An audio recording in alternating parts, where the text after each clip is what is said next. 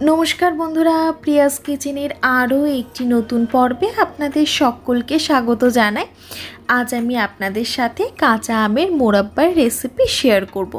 কাঁচা আমের চাটনি কিংবা গুড় আম তো অনেক খেয়েছেন, এবারে এই কাঁচা আমের মোরাব্বাটা একবার বাড়িতে বানিয়ে দেখুন।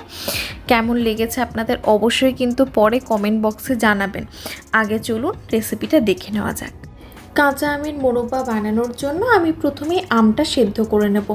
আমি এখানে একটা সসপ্যানে নিয়ে নিয়েছি পরিমাণ মতো জল, তার মধ্যে দিয়ে দিলাম সামান্য পরিমাণের লবণ। এবারে জলটা যখন ভালো মতো ফুটে উঠবে তখন দিয়ে দিচ্ছি আগের থেকে কেটে রাখা আমগুলো। আমি এখানে 100 থেকে 120 গ্রাম মতো আম ব্যবহার করলাম, মানে একটা ছোট সাইজের কাঁচা আমের খোসা ছাড়িয়ে লম্বা লম্বা করে কেটে নিয়েছি, আর আমি আটিটা বাদ দিয়ে দিয়েছি। প্রথমে আমটাকে হাই ফ্লেমে এরকমভাবে একটু ফুটিয়ে নেব, তারপরে ঢাকা দিয়ে আমি একদম লো ফ্লেমে রান্না করে নেব মোটামুটি 10 থেকে 12 মিনিটের জন্য।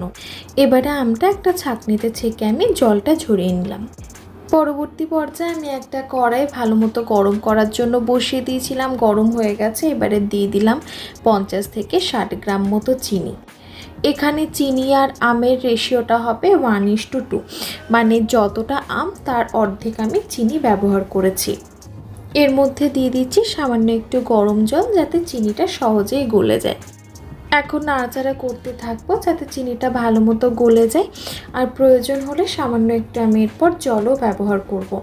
তারপরে দিয়ে দেব 1/4 ভাগ পাতিলেবুর রস, যাতে চিনিটা পরে জমাট বেঁধে না যায়, তাই জন্য। এবার দিয়ে দিচ্ছি 2টো ছোটো এলাচ। আপনারা চাইলে কিন্তু এলাচের পরিবর্তে এলাচের পাউডারও ব্যবহার করতে পারেন।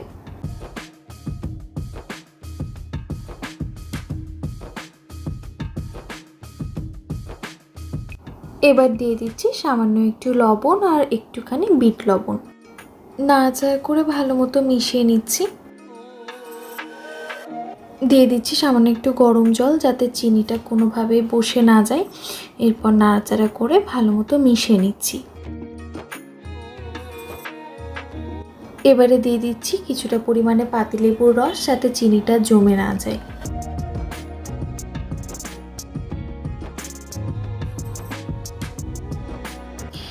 এবারে দিয়ে দিচ্ছি আগের থেকে সেদ্ধ করে রাখা আমগুলো।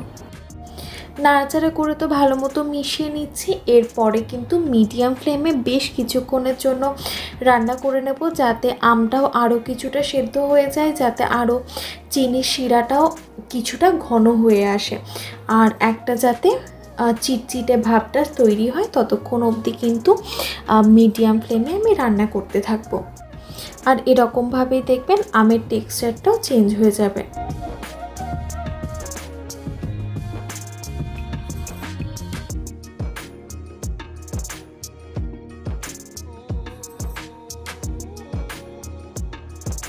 দেখুন আমের টেক্সচারটাও চেঞ্জ হয়ে গেছে, আর চিনির শিরাটাও বেশ অনেকটাই ঘন হয়ে এসেছে। এরপর থেকে আমি কিন্তু এটা হাই ফ্লেমেই রান্না করব, যাতে কালারটা চেঞ্জ হয়ে চিনিটা আরও ক্যারামেলাইজ হয়ে একদম গোল্ডেন থেকে ব্রাউন যখন হবে, তখন আমি গ্যাসের ফ্লেমটা অফ করে আবারও কিছুক্ষণ নাড়াচাড়া করে নিয়ে তারপর অন্য একটা পাত্রে ঢেলে রাখবো। তবে ক্যারামেলাইজ হয়ে কালার চেঞ্জ করার পর কিন্তু গ্যাসের ফ্লেমটা অফ করে ওই কড়াইতেই রেখে দেবেন না, তাহলে কিন্তু অনেক বেশি সেটা ব্রাউন হয়ে কিন্তু কালচে কালার চলে আসবে। সেটা তো ভালো লাগে না, একটু পোড়া পোড়াও হয়ে যাবে, সেটা কিন্তু একদমই করবেন না। কালারটা চেঞ্জ হওয়া মাত্রই হালকা নাড়াচাড়া করেই কিন্তু অন্য একটা পাত্রে ট্রান্সফার করে দেবেন। দেখুন কালারটা কিন্তু আস্তে আস্তে চেঞ্জ হতেও শুরু করে দিয়েছে।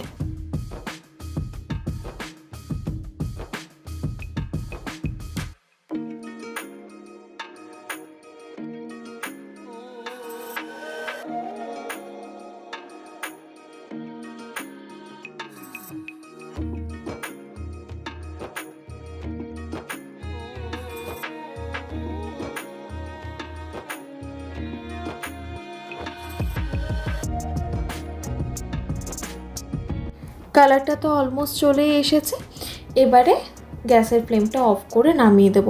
আর আপনারা যদি এখনও ভিডিওটা দেখে থাকেন তাহলে নিশ্চয়ই আপনাদের ভালো লেগেছে। ভিডিওটা ভালো লেগে থাকলে প্লিজ একটা লাইক আর বন্ধুদের সাথেও একটু শেয়ার করে দেবেন। আর চ্যানেলটা এখনও সাবস্ক্রাইব করে না থাকলে সাবস্ক্রাইব করারও অনুরোধ রইল। আবারও দেখা হবে আর অন্য একটা ভিডিও নিয়ে। ধন্যবাদ, ভালো থাকবেন।